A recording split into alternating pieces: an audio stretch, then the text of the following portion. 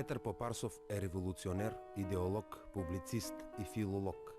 Тој е борец за национално, социјално, културно и духовно издигање на македонскиот народ. Човек кој фанатично бил убеден во идејата за независна Македонија и жесток противник на нејзината поделба.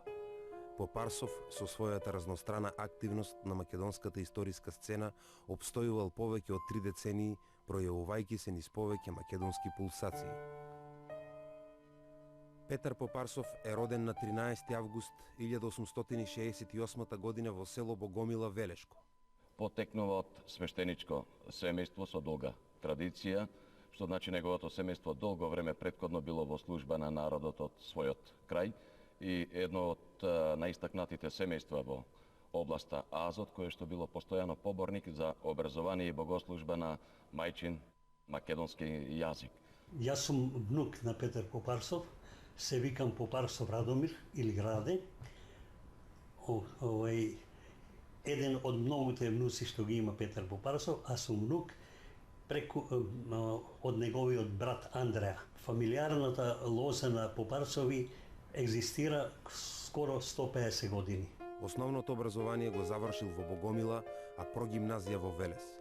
Во 1884-85 година се запишал во Солунската екзархиска гимназија Свети Кирил и Методи во Солун.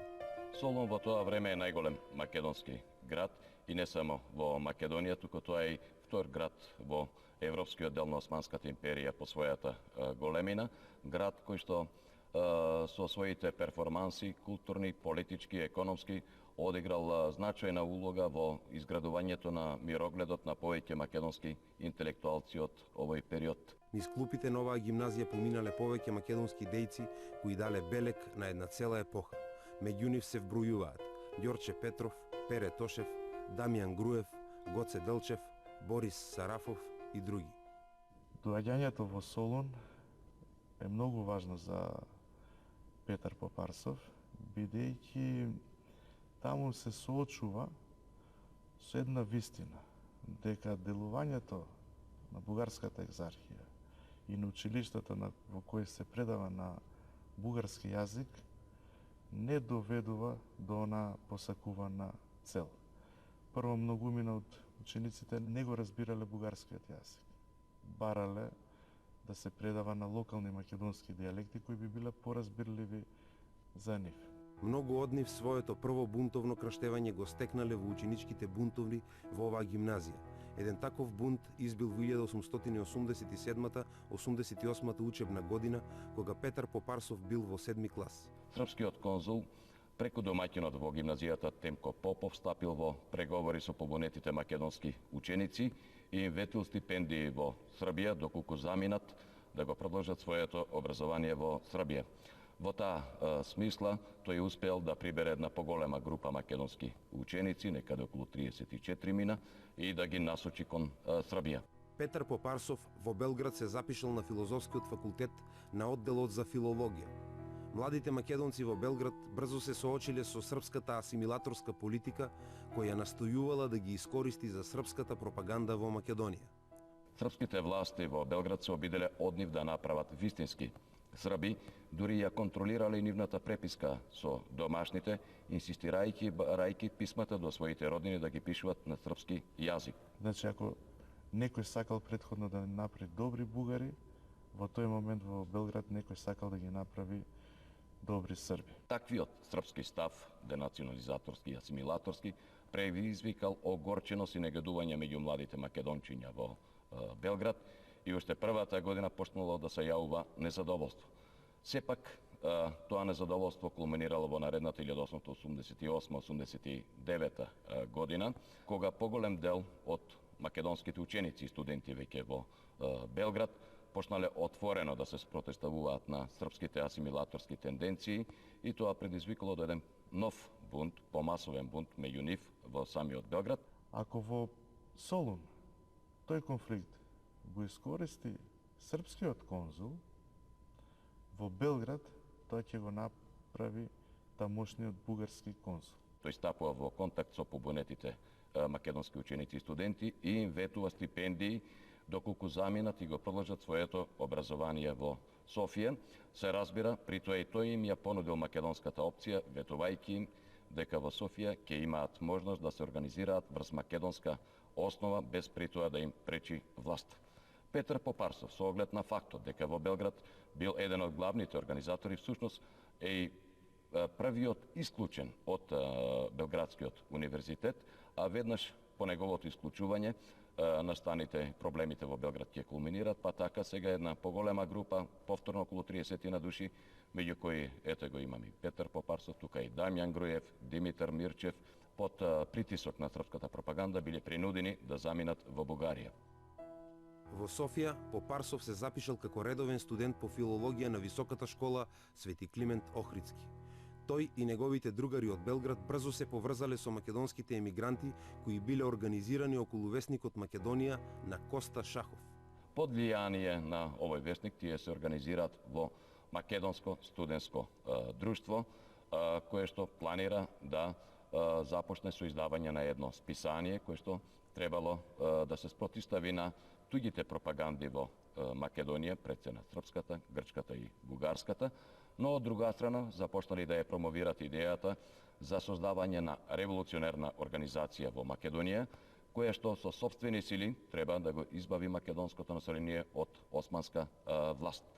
Покрај Петар Попарсов, во друштвото се нашле Даме Груев, Димитар Мирчев, Христо Попкоцев, Никола Дејков и други. Плановите на друштвото биле прекинати во март 1891 година по убиството на бугарскиот министер за финансии Христо Белчев. Тогаш, поради притворање на повеќе негови активисти, друштвото привремено ја прекинало активноста. Кон крајот на 1891 година, од основите на друштвото израснала младата македонска книжевна дружина. Всушност, оваа млада македонска книжевна дружина представува продолжение на тенденциите кои што се појавиле во македонското студентско друштво, и Петар Попарсов е една од круцијалните и најзначајни личности кои што одиграле значајно влијание врз оформувањето и идејните погледи на младата македонска книжевна дружина. Во контекст на своите идеи, младата македонска книжевна дружина започнала да го издава списанието Лоза, а всушност неговото име има едно символично значење, што значи да се побарат назад корените, да се побара каде е нашата лоза. Во тој контекст, ова списание отстапува од вообичаениот јазик и правопис, на кој што дотогаш излегувале сите списанија во Бугарија. Од него се изфрлат оние типични специфични знаци кои што се користат во публицистиката во Бугарија и се настојува се повеќе да се промовира македонскиот говор и неговите особености. Всушност станува збор значи за меките македонски консонанти, како што се гласовите Ќ, Ѓ, Њ и Лј.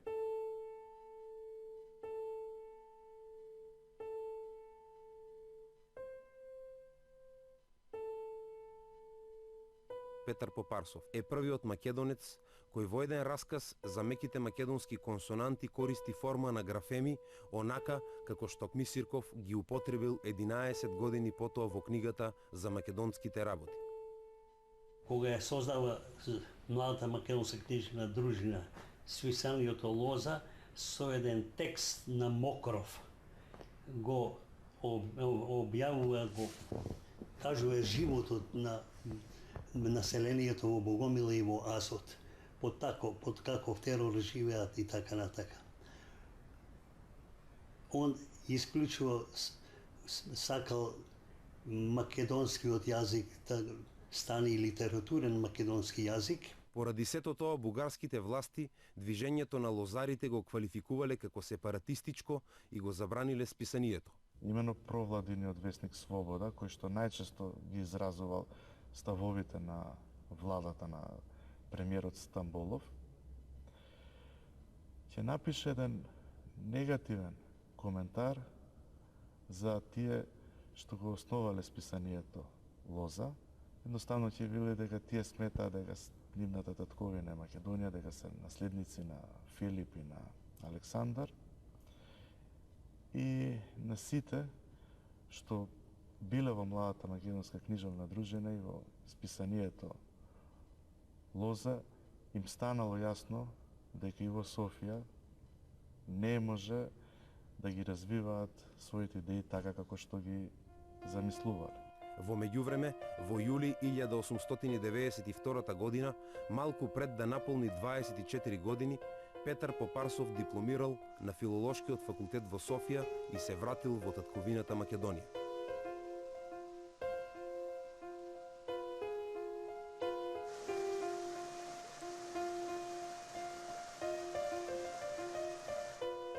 Вистинската револуционерна активност на Петар Попарсов започнува по неговото враќање во Македонија.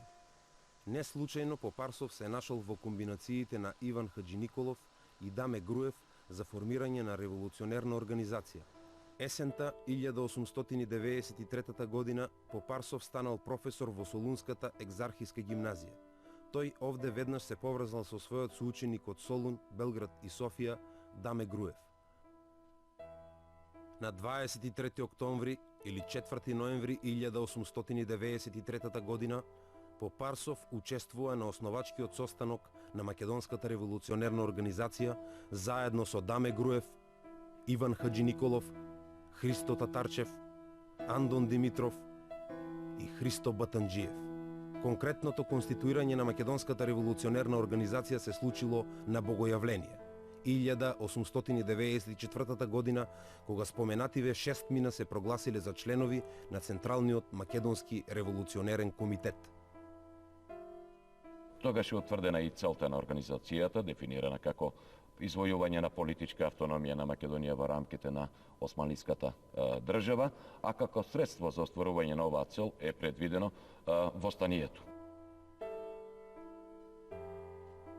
Со оглед на фактот дека Попарсов бил човек на перото, на истиот состанок тој бил задолжен да подготви нацрт устав за организацијата и да напише една книшка за разобличување на политиката на бугарскиот премиер Стефан Стамболов спрема Македонија.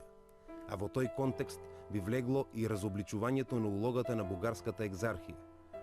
Уставот кој што е изработен од страна на Петар Попарсов, а потоа и прифатен од останатите членови на Централниот комитет, всушност ја утврдува структурата и идната поставеност на Македонската револуционерна организација, а тоа е всушност врз строги централистички начела, при што најгоре, највисоко во хиерархијата на организацијата стои Централниот комитет, а потоа под него доаѓаат окружните, околиските и најдолу стојат селските комитети како основни клетки на организацијата. Во ноември 1894 година од печат излегла книшката Стамболовштината во Македонија и нејзините представници, која Попарсов ја објавил под псевдонимот Вардарски, а како место на издавање стои Виена, иако таа била отпечатена во Софија. Оваа книшка името го добила по бугарскиот премиер Стефан Стамболов. Терминот Стамболовштина треба да се свати како систем на политика и бескрупулозно практикување на власта за остварување на целта. Таквата Стамболовштина имала бројни представници во Македонија, кои преку екзархиските црковни училишни општини действувале во прилог на бугарските интереси. Преку оваа книшка Попарсов ја открива основната цел на бугарската пропаганда, која преку екзархиските цркви и училишта со поткупување настојувала да создаде во Македонија бугари. Меѓутоа, Петар Попарсов на ова одговара: екзархијата дава пари и купува ветер, зашто народност со пари не се купува. Тоа е толку деликатно нешто кое што сетили дека го пазариш, изветрува. Оваа книга е една од првите позначени, така ќе се изразам, манифести на Македонската револуционерна организација, во која се трасира патот за македонската посебност во однос на соседите, особено во однос на бугарите. Независно од тоа што книгата е објавена под псевдоним и друго место, стои друго место на објавување, бугарските власти сепак брзо разбрале кој стои зад оваа книшка, па набрзо следната учебна година 94-95 Попарсов веќе не добил работа во Солунската екзархиска гимназија. Во меѓувреме станал содружник на книжарницата на Иван Хаџиниколов и ја извршувал улогата на секретар на Централниот комитет. Во првата половина на 1895 година Попарсов престојувал во Велес за да го проучи и попречи действувањето на српската пропаганда во Азот. Неговите заложби против српската пропаганда се обидела да ги искористи екзархијата, поради што го назначила за секретар, инспектор на училишниот оддел при Велешката митрополија. Попарсов брзо ја согледал екзархиската игра и по еден месец поднел оставка. За време на великденските празници 1895 година Попарсов во Велес се сретнал со Гоце Делчев и го запознал со состојбата на револуционерното дело во Велес, истакнувајќи при тоа дека интелигенцијата во тој град тешко се превиткува, заради безбројните поделби на социјалисти, анархисти и други, иако сите биле добри момчиња. Во учебната 1895-96 година Попарсов бил назначен за директор на прилепските училишта, од кои повеќето биле финансирани од самата општина. Во тој период Попарсов бил именуван за председател на Прилепскиот околиски комитет. Во негово време ослободителното дело во Прилеп забележало значајни успеси. Бројот на членовите се зголемил на 300, а биле набавени и околу 40 пушки. Доследен на принципите на организацијата и своите ставови, Попарсов во Прилеп не му дозволил на главниот екзархиски инспектор Васил Канчов, подоцна министер за образование на Бугарија, да изврши надзор на прилепските училишта под изговор дека тие биле автономни. На крај, сепак му дозволил на Канчов да влезе во училиштата, но како приватно лице, а не како официјално лице. За време на великденската ваканција 1896 година, Попарсов како председател на Прилепскиот комитет учествувал на првиот конгрес на организацијата во Солун. На конгресот тој имал водечки збор по прашањето за надворешните пропаганди во Македонија и нивните последици. Неговите заложби во врска со тоа прашање нашле одраз во новиот устав на организацијата, кој оттогаш била преименувана во Тајна македонско-одринска револуционерна организација, ТМОРО. Интересно е тоа што Петар Попарсов како голем авторитет успеал за време на овој конгрес да издействува за Прилепскиот комитет еден посебен статус, а тоа е правото овој комитет директно да комуницира со Централниот комитет без посредство на Битолскиот окружен комитет. Во 1896-97 година Попарсов бил назначен за главен учител во Штип. Истовремено, од Централниот комитет бил назначен за председател на тамошниот окружен комитет. Во овој период Штип представува значаен и клучен стратешки центар на македонската револуционерна организација во североисточна Македонија, а доволна подкрепа за тоа е фактот што Штипскиот комитет претходно е основан лично од Дамјан Груев, човекот кој што ја создаде македонската револуционерна организација, и тука тој работеше една година заедно со Гоце Делчев, а по заминувањето на Груев од Штип, на оваа позиција остана Гоце Делчев. Сега доаѓа уште една клучна личност да раководи со овој стратешки пункт, а тоа е Петар Попарсов. Меѓутоа, со оглед на тоа што овој пункт е поблиско до бугарската граница, тука се чувствува пак и влијанието на Враковниот македонски комитет, кој што често пати е злоупотребуван од страна на бугарските власти за истакнување на бугарските претензии кон Македонија. И во таа смисла интересна е агитацијата на Петар Попарсов за да се зачува самостојноста на организацијата. Таа оди во насока, многу позната е неговата девиза: секој што однадвор ќе ни ја подари слободата, всушност ќе ни ја земе земјата. Револуционерната активност на Петар Попарсов била прекината со виничката провала од ноември 1897 година.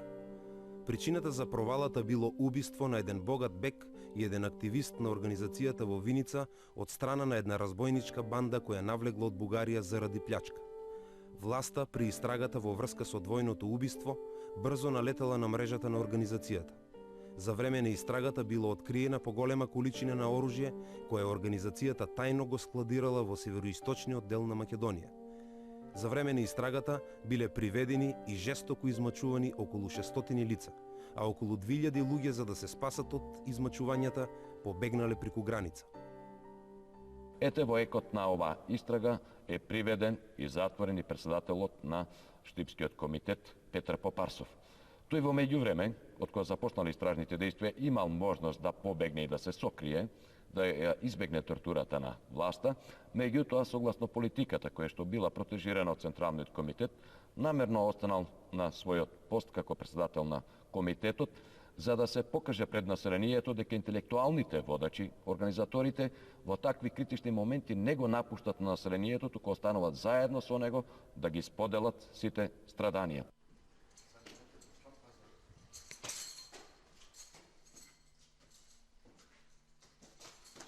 И покрај жестокото измачување, Попарсов се држал достоинствено и не признал ништо. При тоа зборувал дека не ја одобрува работата на Турција и ако тоа се смета за вина, тој е виновен. Судскиот процес во врска со овој настан бил изведен преку специјален воен суд во Скопје во март 1898 година.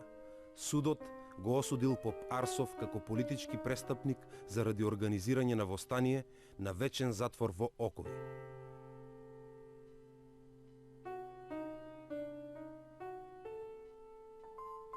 Петар Попарсов е прв основоположник на Македонската револуционерна организација, кој поради револуционерна активност бил осуден на доживотен затвор.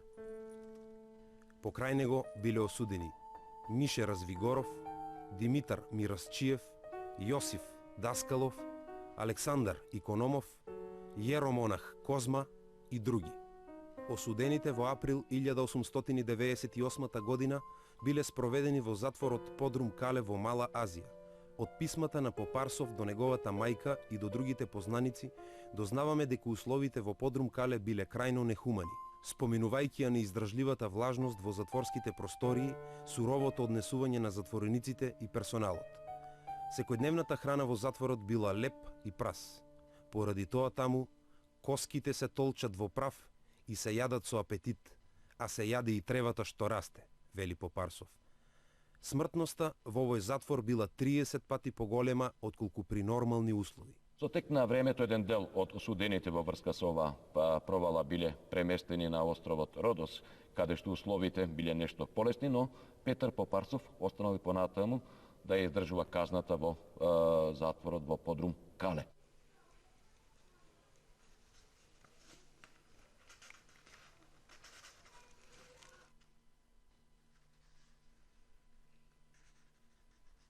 Петар Попарсов, преку една дописна картичка адресирана до брат му Андреја во Богомила, се обратил до австро-унгарскиот конзул во Скопје со молба да се заложи за нивно преместување на Родос. Такви барања били испратени и од нивните родители, меѓутоа и понатаму останале во Подрум Кале. Во јули 1901 година ним им се придружила една поголема група македонски револуционери кои биле осудени поради Солунската провала.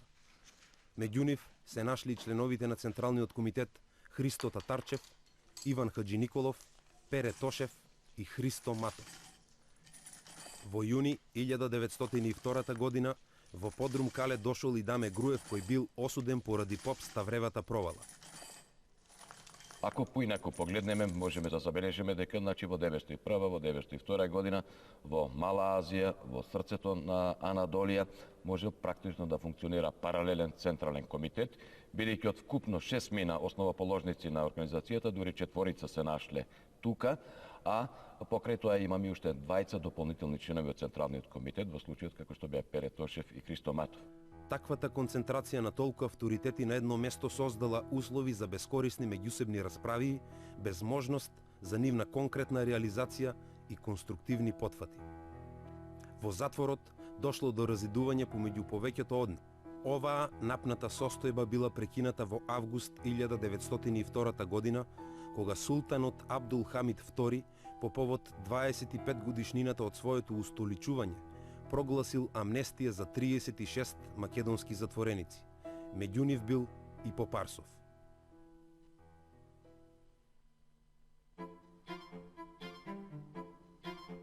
Во средината на септември 1902 година Попарсов со другите амнестирани се вратил во Солун. Оттаму власта го интернирала во родното место. По солунските атентати во 1903 година, Попарсов повторно бил уапсен и спроведен во затворот во Скопје.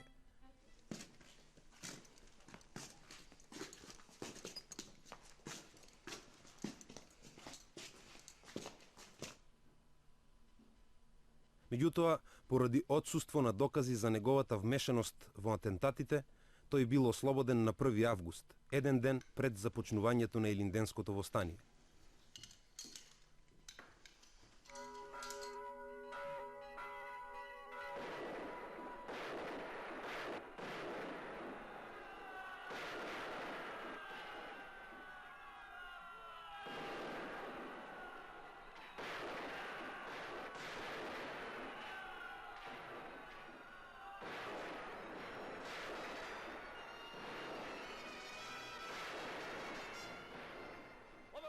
Во септември 1903 година по барање на Централниот комитет од Солун, Попарсов бил назначен за учител во Скопје за да ги координира активностите на организацијата во овој град. Во јануари 1904 година Попарсов бил коптиран за член на ЦК во Солун. Меѓутоа тој бил свесен за ситуацијата во организацијата, односно за нефункционалноста и за општата криза во која што истата се нашла, па затоа по подстрик на Ѓорче Петров, Попарсов решава да се повлече од Централниот комитет со надеж дека Централниот комитет набргу потоа ќе се самораспушти и тоа ќе доведе до свикување на еден општ конгрес на организацијата. Попарсов испадна дека бил во право за првото, бидејќи навистина еден месец подоцна Централниот комитет се распуштил, меѓутоа требало да се почека извесен период за да се свика нов конгрес на организацијата. Оттогаш, по Дорилскиот конгрес во 1905 година, организацијата обстојувала без својот највисок раководен орган. Попарсов во Солун останал до средината на 1904 година, кога повторно од власта бил интерниран во Богомила. За животот на Петар Попарсов повише дознавав од мојата мајка. Она, како дете од 7-8 години, памти и го видела тогаш мојот дедо Петар Попарсов, кога дошол во нивната куќа на разговор, тоа е во 1905 година, да ја види состојбата во Богомила, во Азот, од пропагандните сили, и он во тоа време прави разговор со авторитетни личности во Богомила и дојдува до едно сознание дека имаат влијание и србите, и бугарите, и грците, меѓутоа он е задоволен што населението не го губи јазикот, обичаите и све останува како што си било во негово детство. Он си носил своje куферче и во него документи и воедно си носил прибор за послужување приликом јадење, затоа што во тоа време во Богомила и околните села секаде приборот бил дрвени лажичци, дрвени што викаат тањери и така натака. Поради постојаниот прогон од власта, Попарсов во август 1904 година бил принуден да замине за Бугарија.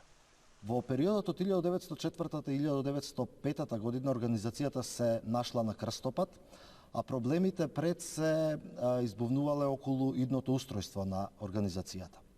Петар Попарсов заедно со плејада други дејци како што се Пере Тошев, Ѓорче Петров, Герџиков и така натаму, ја зазел страната на така нареченото демократско-реформско крило во организацијата, кои што се залагале за една поширока демократизација и децентрализација во истата.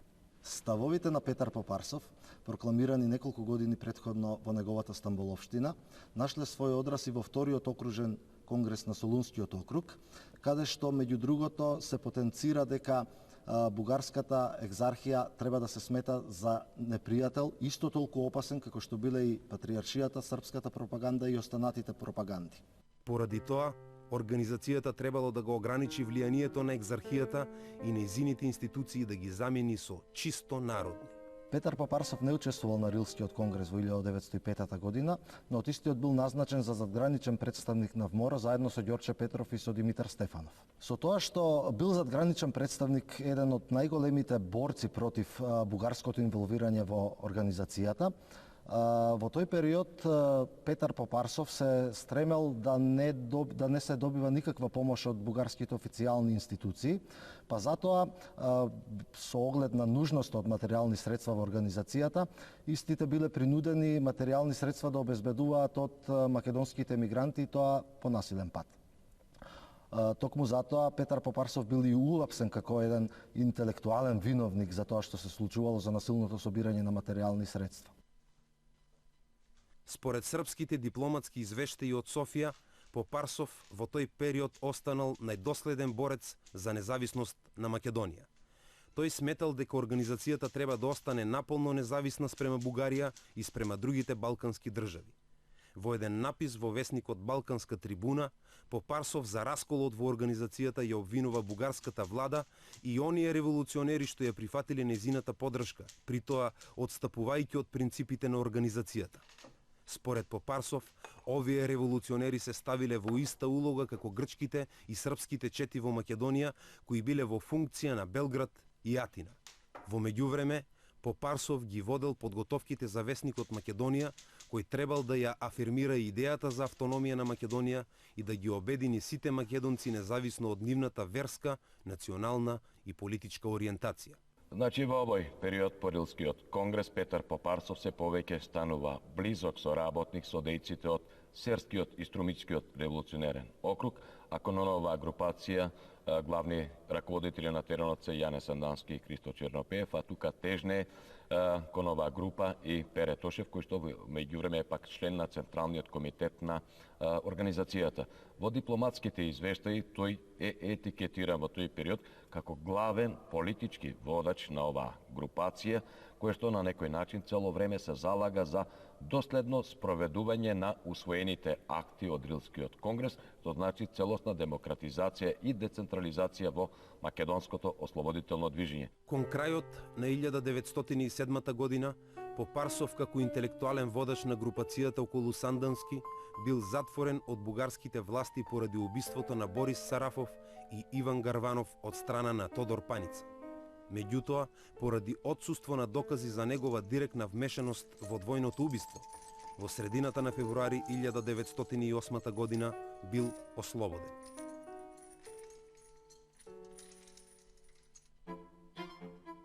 По младотурската револуција од 1908 година, Петар Попарсов се настанил во Скопје и зел активно учество во општествено-политичкиот живот по воведувањето на устав во империјата. Петар Попарсов останал на страната на оние сили од македонското движење кои беа за реформа и демократија. Тоа е крилото на Јане Сандански, кое што се трансформирало во легално политичка партија, тоа е Народната федеративна партија, и во тој контекст во 1908 година Попарсов се нашол на листата за пратеници во Османскиот парламент на Народната федеративна партија. Иако освоил мнозинство на гласови, сепак не успеал да влезе во Османскиот парламент поради игрите кои што дошле од страна на Младотурскиот комитет. Во текот на 1909 година Попарсов воспоставил блиска соработка со младотурците и зел учество при мобилизирањето на доброволци за походот на Цариград против султанот Абдул Хамид II. Во 1910 година, за време на изборите на мирски советници при Скопската епархија, Петар Попарсов развил поширока активност. Така, при еден народен собир во црквата Света Богородица, Петар Попарсов се заложил за враќање на прогонетиот митрополит Теодосиј Голганов, кој што влегол во немилост поради неговите обиди за обновување на Охридската архиепископија. Исто така, на истиот овој говор, тој рекол дека ќе се залага за отворање на еден државен универзитет, односно на една виша педагошка школа, која што подоцна би добила статус на државен универзитет. Во овој контекст интересно е како архимандритот Неофит ја гледа активноста на Петар Попарсов. Имено во едно писмо до бугарскиот екзарх Јосиф, архимандритот Неофит пишува: доколку дојде до спојување во Скопје на македонштината на господин Крсте Петков Мисирков, на сепаратизмот на неговото високо преосвештенство Теодоси и на автономштината на господин Петар Попарсов, тоа би представувало една огромна штета за бугарштината во Македонија, па дури би представувало една трагедија за неа. Во текот на оваа акција Попарсов ги добил потребните гласови за мирски советник. Меѓутоа, екзархијата не само што не го потврдила изборот, туку го отпуштила од педагошкото училиште. Есента 1912 година започнала првата Балканска војна. Војна за поделба на османлиското наследство на Балканот меѓу балканските држави – Србија, Грција, Бугарија и Црнагора. За време на Балканските војни Петар Попарсов се повлекол во Велес, меѓутоа бидејќи Велес паднал под власт на српските војски, тој веднаш се нашол на удар на истите. Знаеме каква беше неговата активност во Азотско и борбите против српската пропаганда, па од тука тој морал да се крие во случајот во куќата на неговиот пријател Ангел Коробар. Во овие критични моменти за Македонија, Попарсов организирал една семакедонска конференција која се одржала на празникот Свети Архангел. Покрај Попарсов, на конференцијата присуствувал и Димитрија Чуповски, кој дошол специјално од Русија. Поканетите представници од другите делови на Македонија, поради војните состојби, биле спречени да дојдат на собирот во Велес. На конференцијата се разговара да се испрати македонска делегација до Лондонската мировна конференција, која што треба да го постави прашањето за самостојна, независна или автономна Македонија, ако треба и под покровителство на големите сили. Меѓутоа, ова акција е спречена од страна на српските власти. Поради прогонот од страна на српските власти, Чуповски итно ја напуштил Македонија и заминал за Русија, каде почнал да го издава Македонски глас и да испраќа меморандуми до големите сили и балканските држави, во кои ги прокламирал барањата на македонскиот народ. Попарсов, во прво време прикривајќи се од српскиот прогон, не успеал да замине за Европа. Едвај околу Втората Балканска војна, тој успеал да го напушти Велес и да замине за Бугарија. Во 1914 година Попарсов се вработил како наставник во прогимназијата во Костенец, во близина на Софија. Набрзо потоа, Македонија одново била засегната од виорот на војната и од нови поделби. Крајот на Првата светска војна и предстојната мировна конференција во Париз на Попарсов му влеале нова надеж за обединување на поделената Македонија и нејзино конституирање како самостојна политичка единица.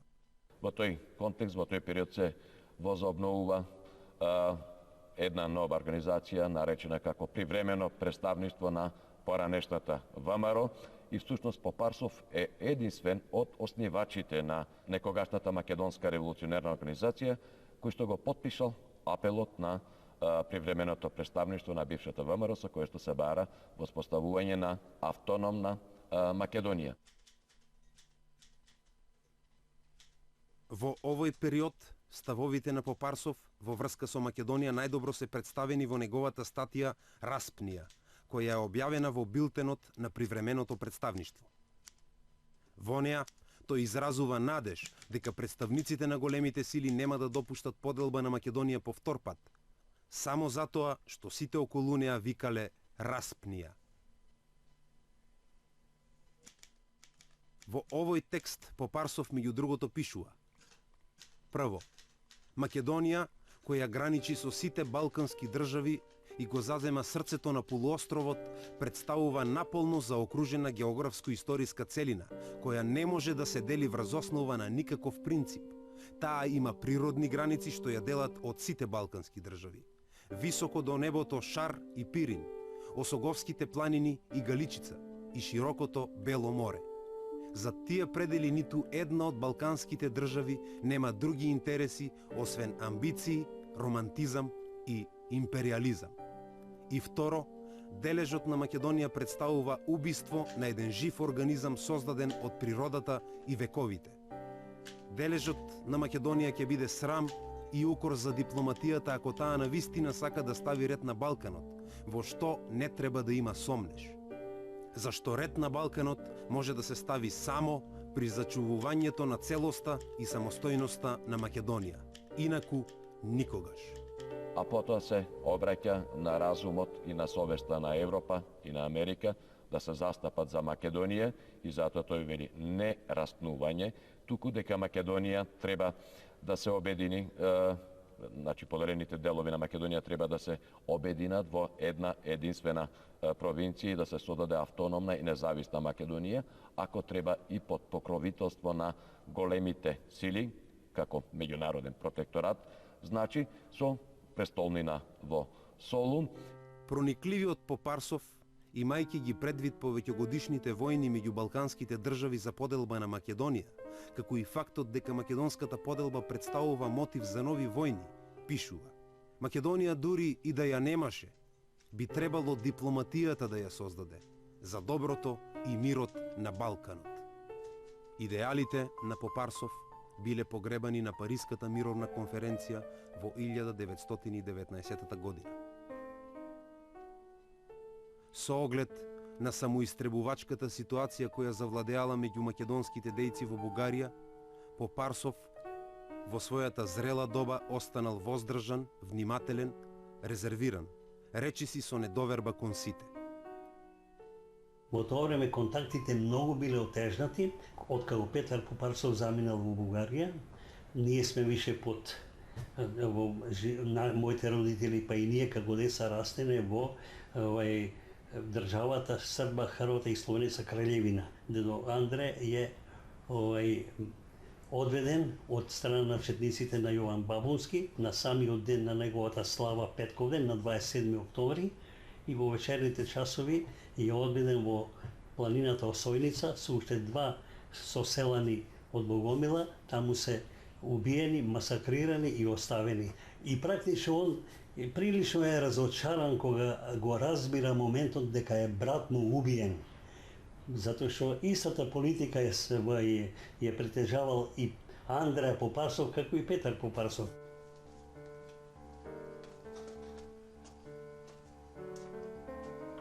Постојат индиции дека при крајот на својот живот одржувал врски со новата генерација млади македонски интелектуалци околу македонскиот литературен кружок во Софија. 1930 се пензионира и меѓувремено се жени за професорката во женска гимназија во Солун, Кристина, и се жени само поради тоа да биде во друштво.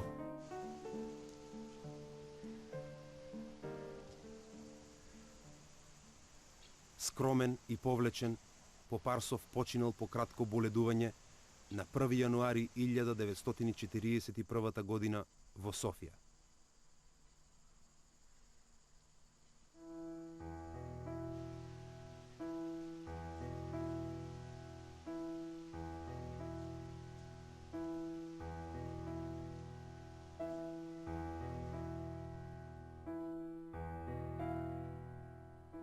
На неговиот погреб збор зел младиот македонски интелектуалец Ангел Динев, кој се обратил со следниве зборови.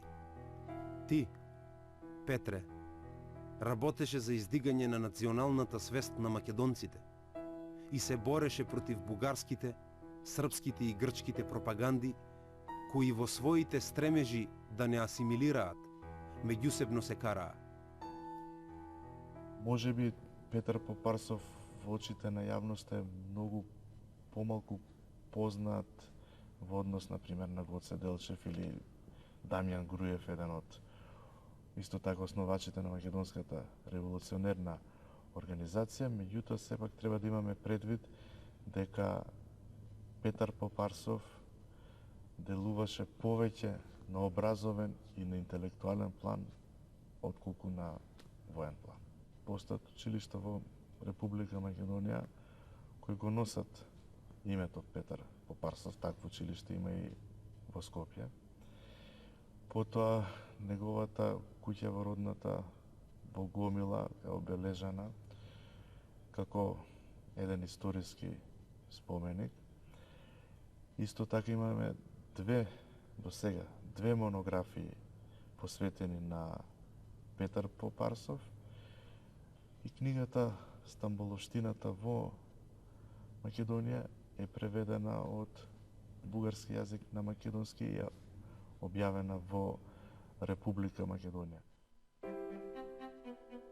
Името Петар Попарсов за мене е обврска, голема привилегија и не е тоа само моја лична активност и моја лична заложба за Македонија како земја, како држава, значи тоа е една фамилиарна обврска која што трае овие 150 години. Сите граѓани на Република Македонија го живеат сонот на основачите на ВМРО, на илинденците, на сите оние дејци кои што со текот на годините и подоцна, значи за времето на АСМОМ, што се бореле за Македонија, кои што придонеле сите ние денеска да живееме во Македонија, во слободна земја и самите да ја креираме нашата иднина.